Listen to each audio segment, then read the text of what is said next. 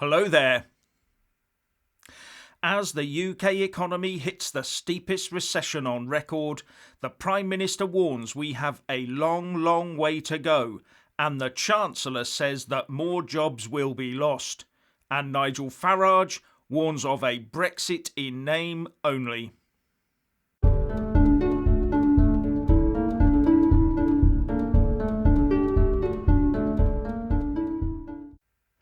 Firstly, please subscribe and like this video to give my channel a boost, and I'm always uploading new content, so please do check back daily.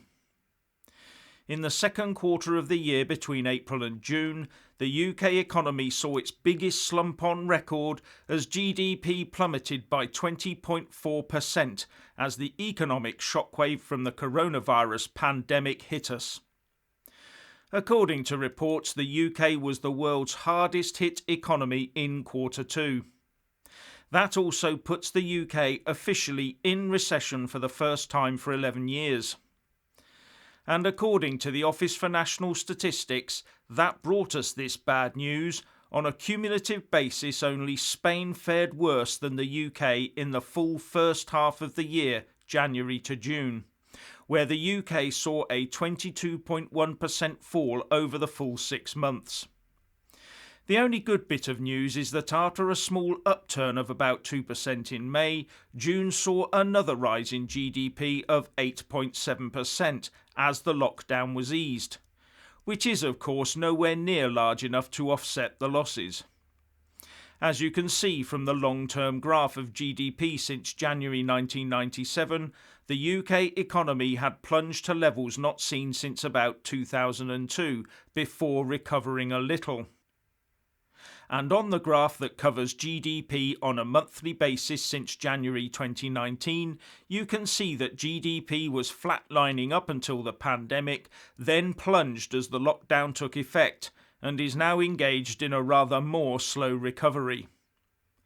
And all this comes after disappointing news that the number of people in work fell by 220,000 in the second quarter, the largest fall since the 3 months May to June 2009. And also that 730,000 people have come off of company payrolls since the lockdown began. And these losses hit the youngest, oldest and manual workers the hardest. When the UK locks down, it locks down. ONS spokesman Jonathan Athow said, "The recession brought on by the coronavirus pandemic has led to the biggest fall in quarterly GDP on record. The economy began to bounce back in June, with shops reopening, factories beginning to ramp up production, and house building continuing to recover. Despite this, GDP in June still remains a sixth below its level in February, before the virus struck. Overall, productivity saw its largest fall in the second quarter since the 3-day week. Hospitality was worst hit, with productivity in that industry falling by 3/4 in recent months. This leaves the country with a huge mountain to climb to recover lost ground. And the Prime Minister Boris Johnson said, "Clearly there are going to be bumpy months ahead and a long way to go."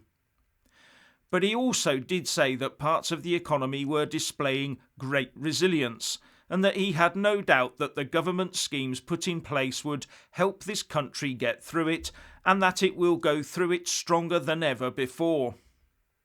And the Chancellor of the Exchequer, Rishi Sunak, has warned of a looming jobs catastrophe, telling Sky News, "I've said before that hard times were coming, and today's figures confirm that hard times are here.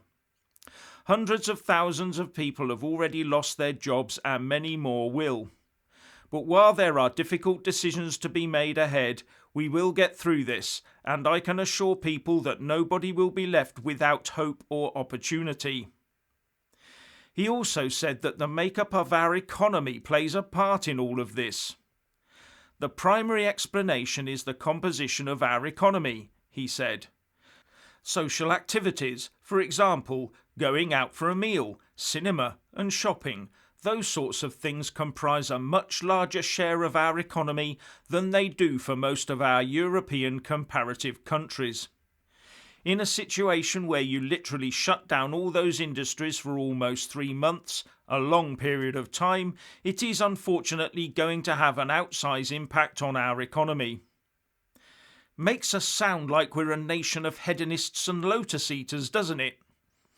Anyway, what Rishi Sunak also said was that the employment picture is difficult.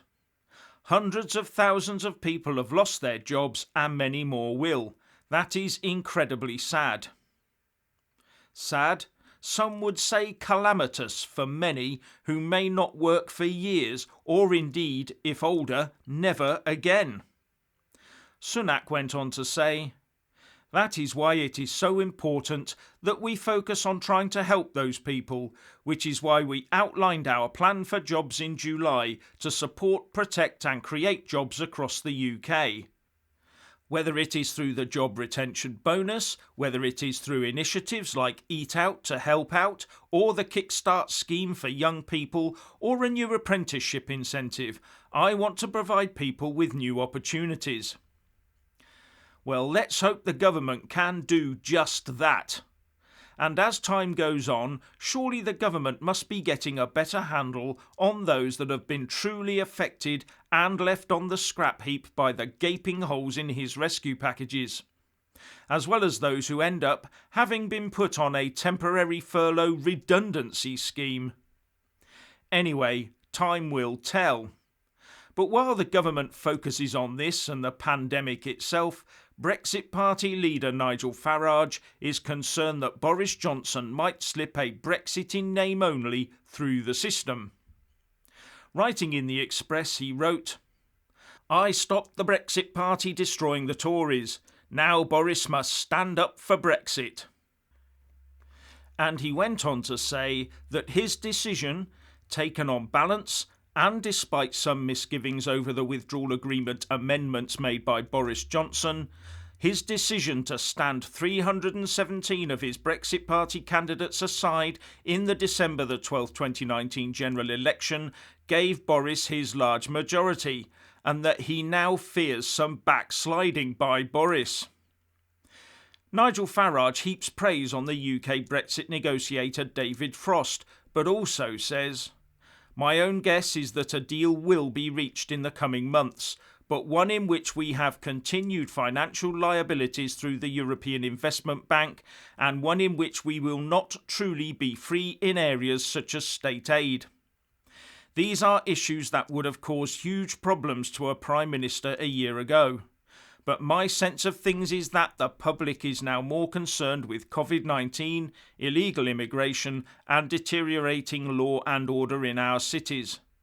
The year 2020 will be remembered in history as the year we finally left the European Union, but the final shape of our withdrawal looks unlikely to be the true freedom that many of us had fought for decades." But surely if Boris really did go down this path, it would hold our recovery up, as we would need to check with Brussels every time we came up with a recovery plan. Also, I can see the ERG members kicking up a bit of a fuss about such an outcome. Can you? Anyway, if you want to hear more from me, please don't forget to subscribe and also press that little bell, or you won't get any notifications. And if you want to see more of me, buy a mug with my mug on it by following the merchandise link in the descriptions box below. So what do you think about all of this? Please share and comment, and thank you for watching.